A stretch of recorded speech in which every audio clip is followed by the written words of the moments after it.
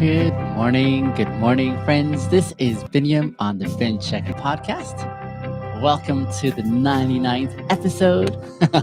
We're just around the corner, just about over there at the 100 episode mark.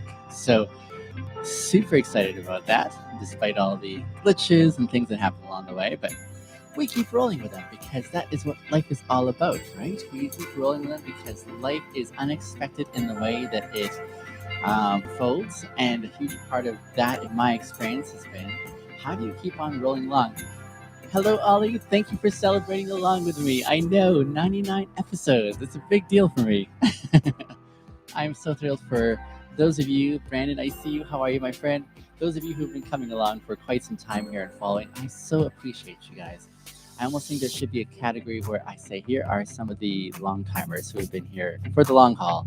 Because I super appreciate you guys. I really appreciate your buy in and your walking alongside because it's a two-way street here, I think, a two-way street when we sort of join together and say, this is worth our while to invest in together and to talk about together and to reflect on, think on. There's just so many elements that happen here, right? So thrilled for this experience. It's something that we've worked our way towards. So grateful. This is the Checkin In podcast. I am your host, Binyam. I'm a life recalibrator helping you recalibrate your past to rewrite your future. This is one of the ways I do so in helping myself.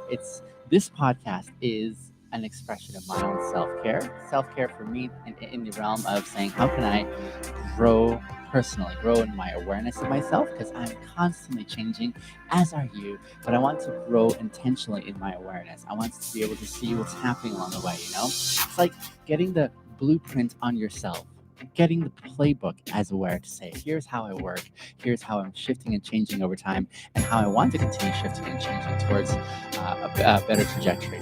Number two, showing kindness to myself. Showing kindness to myself in the realm of saying, how can I, as I grow, be patient with myself, kind to myself, to be able to say, hey, I'm working along towards being something better while being kind. And then, of course, the happiness piece as we process all other emotions because they're all so critical and important. Welcome to the 99th episode of the Checkin In podcast. Today, we are answering another self-reflection question, but tomorrow, I want to do something a little bit more different, a little more different. I want to do something more celebratory, and I'm still trying to figure out what would be the right note, but I hope you'll join me for the 100th episode because I do want to make it special. I do want to make it worthwhile. So yeah, I have yet to figure out what to make it really special. So if you have any suggestions, please throw them in my DMs, and I would be happy to incorporate or consider how to be able to make that 3-digit mark on the episode really memorable for the right reasons. Today's question we are answering is as follows: What's going to bring you joy this week, this month, or this year? What's going to bring you joy this week, this month, or this year? That's the question we're answering today. And I invite your participation as we see the question for why it's worthwhile answering in the first place, what we want to get out of this question, and where it could potentially take us as we reflect on the answers that we give to this question. Another great question, I think, as I read it, I'm like, what's going to bring you joy this week, this month, or this year? Who doesn't want to experience joy, right? In fact, one of our pillars on this podcast, the third one, sequentially, and I usually have these sequences in such a way because they make sense in the unfolding in the way that they've been listed. Happiness is the third pillar of this podcast that we want to focus on as we reflect on our growth. Happiness, I always say, though, not in the realm of, happiness not in the realm of, I'm just writing myself a note here that I remembered for later. Happiness, not in the sense of this is the only emotion, the only feeling that we want to elevate and celebrate, but happiness as in one of many other emotions that are really necessary along the way. Happiness in the sense where it's like, this is one expression here, one expression that enables us, propels us as aware to new horizons as we are willing and open to processing so many of the other emotions along the way. And my estimation is when you are in the zone of, when you're in the zone of, how can I say this? Of processing the difficult emotions in your life, then it almost opens up in some way this ability for you to make space, because you're processing all those things, to make space for some of the wonderful emotions. And so that's why I'm thrilled with this question here. One of the things I like to do in my personal experience is to be aware of some of the emotions that are going on under the radar, under the hood of me. And as I'm aware of those, I want to be able to process them. I want to be able to process them because I don't want them to stay past their expiration date, if you will. It's really important to note that there are some um, experiences along the way where they're not fun. For example, if someone really close to you and dear passes away, like my mom a year ago, um, sometimes I've observed people sort of, how can I say this? They sort of go inwards and they shut down, as it were. They shut down, they sort of close off the world because they don't want to deal with the challenge of processing those emotions of grief, of sadness. And so, yeah, what does it look like to be able to give space and time? And for some of us, we just need to learn how to do that, right? When we're willing to process those emotions that are really challenging, from grief to worry to anxiety to anger to jealousy to concern, like so many ways that people struggle with their emotions. When we give time to actually learning how to process them, then we start being able to clear the up space internally for other things to come in, other things like joy and happiness and hope and optimism and courage and so many beautiful things. So that's the way I perceive the emotions working in me. And I'm not sure if you resonate with that, but that's kind of how I counsel and encourage others to be willing to be open. And hence why our podcast today is featuring joy. What's going to bring you joy this week, this month, or this year? One of the things that I observe, even with this question, is that the answer may be different based on where you're at. So let's say you have a lot of things unprocessed, lots of things that you're wrestling with on the inside. Your answer at this moment would be different from those who have processed a lot of the stuff on the inside. They would have a different perception of what would make them joyful. So for the former, you might be thinking, all I want is to have some relief from all this awfulness that's going on inside of me that I don't know how to process and think through, right?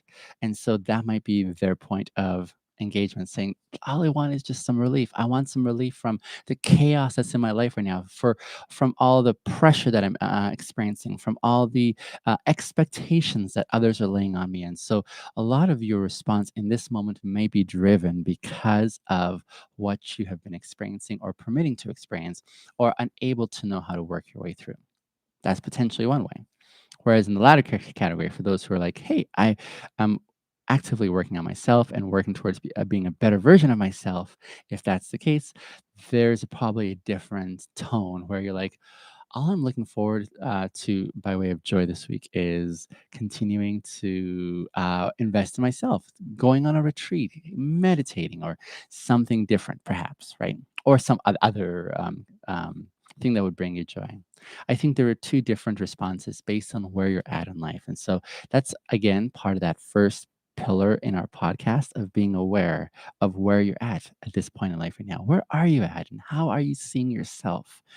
Where are the areas in your life right now where you're doing smashingly, like you're amazing at this, like you are a good listener perhaps, or perhaps you are a really good thinker, or maybe you are really good at being patient, or whatever else. Or maybe it's something else where you're like, I have an anger problem and I need to acknowledge that. Or I'm super codependent if you're like me. Or I have X, Y, or Z expression. Whatever it is, what are those evidences that you're like, I have to account for this and it's not going to be easy and I need to acknowledge that and move into that space? What does that look like for you? Really helpful considerations, I believe, and necessary, especially in the realm of how do we move forward and being able to assess and be aware of what will bring us joy This week, this month, or this year, another component of this question that I really enjoy is how it gets us forward looking by way of optimism. It's not a pessimistic thing to say, what's going to bring me joy this week? Ah, darn it. I don't want to feel joy, right? Joyfulness is one of those things that we long for. It's one of the reasons I placed happiness as my third pillar. Happiness, not because it's the most important emotion, but happiness because it's one of the ones that's enjoyable for most of us. Happiness that is just as equal in its priority and importance as all the other emotions, especially the challenging ones. Happiness because it's like something worthwhile working towards as incentive as you're able to have opportunity to address all the other ones that you're like, okay, got to address this, got to work through this, got to consider how to move forward here, right? So I'm seeing here. Where do you stream your podcast? I stream the podcast on TikTok, of course, where you're on, Instagram, and YouTube, and then the recording goes on the YouTube, Instagram, and Spotify. Nice background. Thank you. I'm glad you enjoyed. This is kind of a fun way that I wanted to share a little bit more of my space here with you guys and make it a little bit more worthwhile on your end. So that's for those who are able to see the audio visual. The water level keeps rising here in Abbotsford and it's not going down. I'm really sorry to hear that, aviation. That I've seen some pictures and it's like you guys are cut off, right? Like road wise, it's not looking so promising unless you dip, they say, into the States and come back around. But I'm sorry to hear that that's the case there. How are you doing? How are you? Like, are you in a place where you're running out of options by way of how things go? Give me a feedback on how it's going down there from your perspective. I'd love to hear that. Karina, good morning. How are you, my dear? So, again, the question for those of you coming in is you have a storyteller voice. I think I've thank you for telling me that, Sardonic. I'm glad that my voice is a pleasure to listen to. I want to put it out there for those who are going to be encouraged, and I want to use it to talk about things that are going to help others along in their way. So, I've got some ideas coming up in the future, and I'm looking forward to devoting time and sharing my voice with you to encourage and inspire you. So, thank you for the feedback. The question we're answering is what's going to bring you joy this week, this month, or this year? I was just finishing saying that this gets us looking into the future, looking with anticipation, because who doesn't look forward to joyful events, right? Consider Christmas Eve. Which kid is not like just trying to get to bed on time so that they can wake up and get on with Christmas Day, right? There is that anticipation, there's that excitement that you're looking forward to. Good morning, my friend Jay. How are you? And so that is what I see in this question. It gets us a little bit more anxious or on the edge of our seats saying, what is going to bring me joy? Let me consider this. It might be challenging for those of you who are saying that you have more experience like Eeyore in Winnie the Pooh, who is very pessimistic and he's like, there's nothing to look forward to. You know, he's just really, he doesn't have the ability to look into his future and say, this is amazing. So, yeah. What does that look like for us, though, who are able to have some things to look forward to? And for those of us who are challenged in that area, I'll see if I can find some way to encourage and inspire you at the end of this. And there's a few time increments here. There's the week, the month, and the year. I think for me, the response is the same on all three. The response is the same because I have something that feeds my soul. It's just like, gives me that sense of purpose, that sense of anticipation, that sense of drive, that sense of I want to see this through. I want to experience what this looks like in the outcome. So super exciting for me as I consider going forward and it's probably the similar scenario for me. But that is what I'm seeing a little bit. Joy, what an interesting word, isn't it? A three-letter word, simple in its space that it takes on the page. Some of you are named the name Joy, which is beautiful. In fact, one of my daughters, that's her middle name, Joy. And yet there are few, I would suggest, who are able to experience the merits of this word, joy. Joy. It's when I say the word, it fills me up with this sense of what it could be, right? This sense of it. permeates. It's like gentle as I hear it. When I hear the word joy, it's like it infuses my insides with a sense of warmth, with a sense of smiles is probably a good way to say it.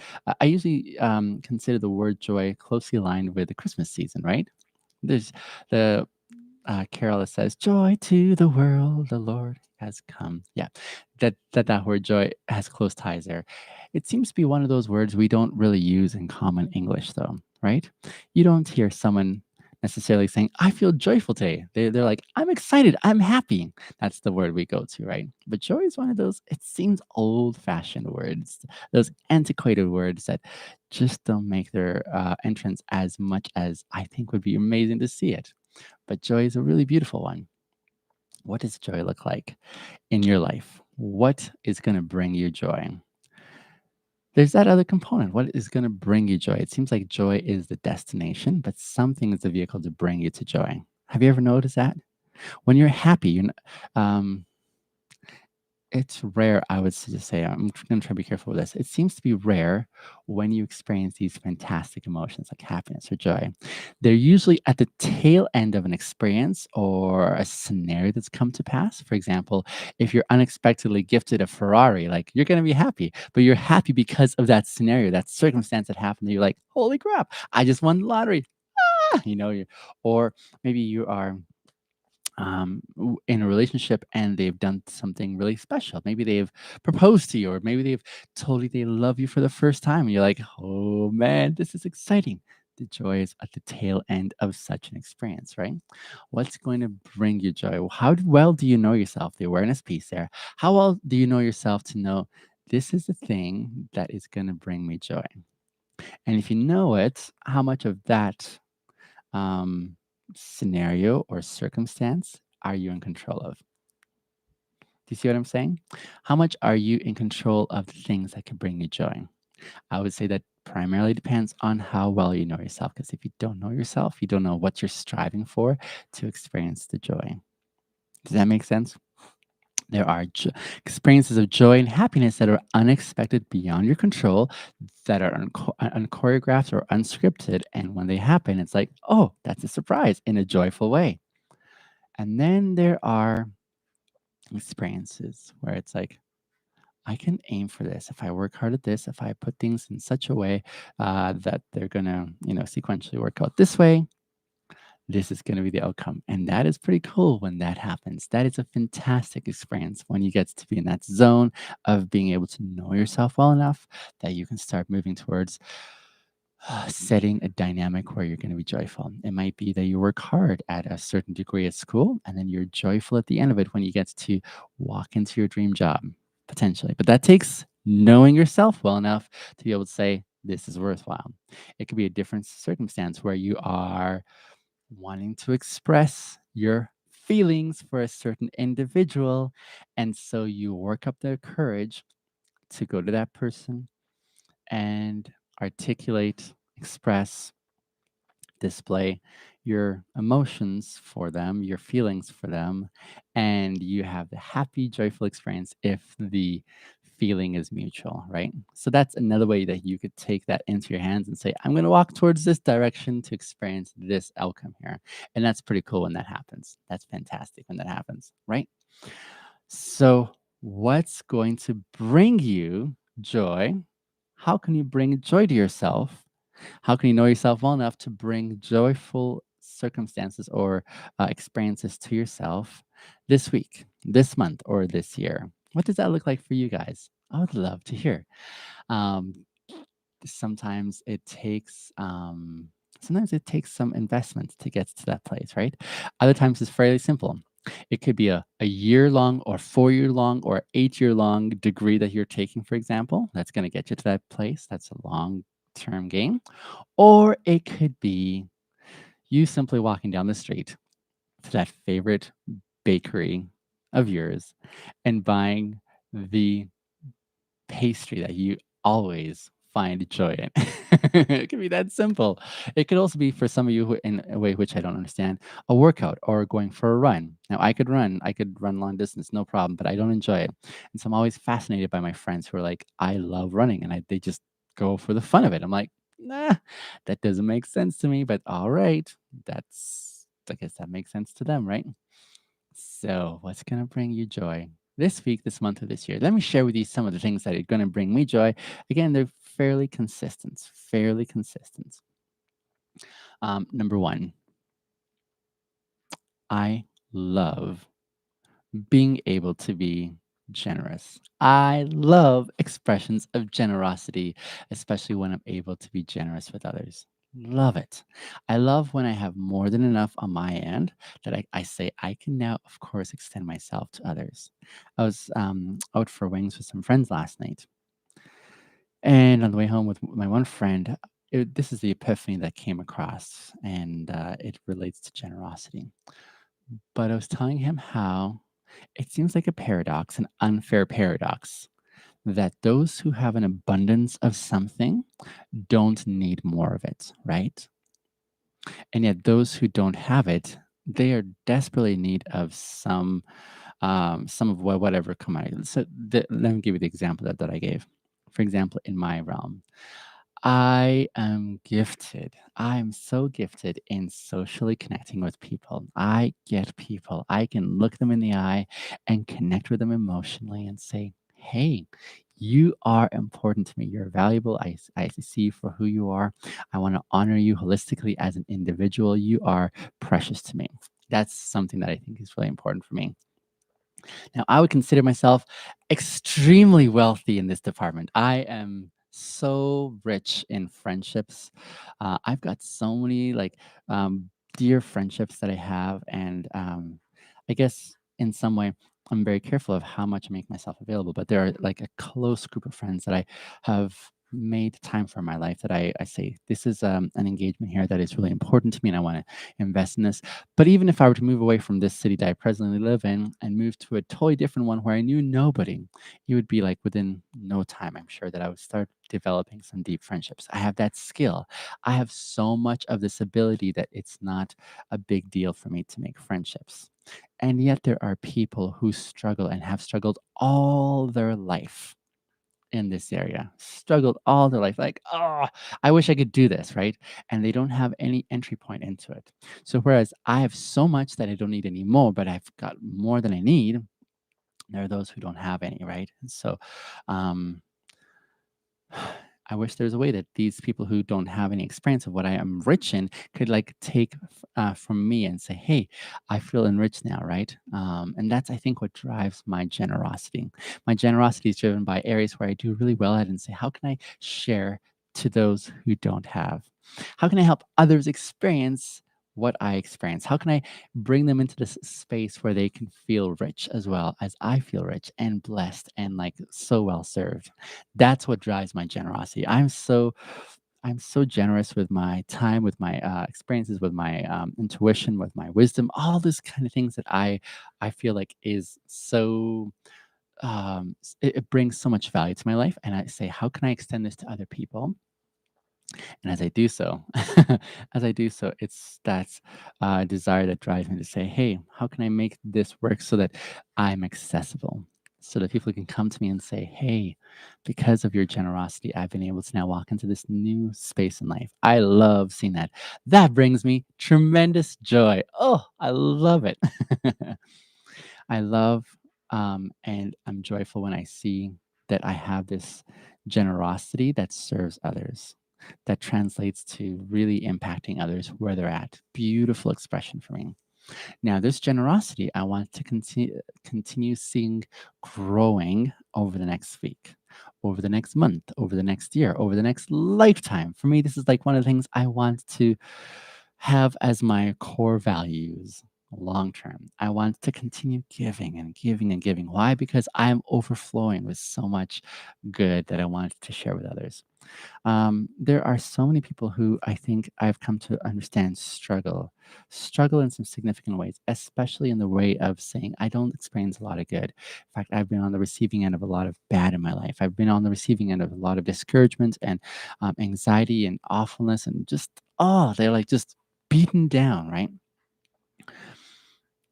I'm just in the season of life right now where I'm experiencing overwhelming goodness. And I want to keep giving and encouraging and inspiring and affirming and acknowledging and all those good things that I want to see in other people's lives. And that's why I do what I do. That's why I want to be as generous as I am with my time, with this extension, even through the podcast, of saying, how can I benefit you because you're listening? And how can I make this worth your while so that you're like, yep, this has been a good experience for me. That is something that really means a lot to me. The generosity brings me so much joy in my life. Another thing that also brings me a lot of joy is bringing hope to others. Hope is one of those things I want to be careful. And I was just having another conversation with my friends about this recently.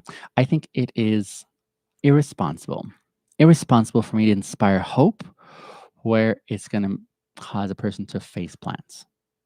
What do I mean by that? As I give hope, as I communicate hope to those who are listening to me and influenced by me, as I give hope, I want to give hope tactfully. For example, let's say I'm talking to an individual, they're having some challenges, say, with their significant other. They're having some friction in the relationship. It's been long term going like this, and they're like, it gives me frustration.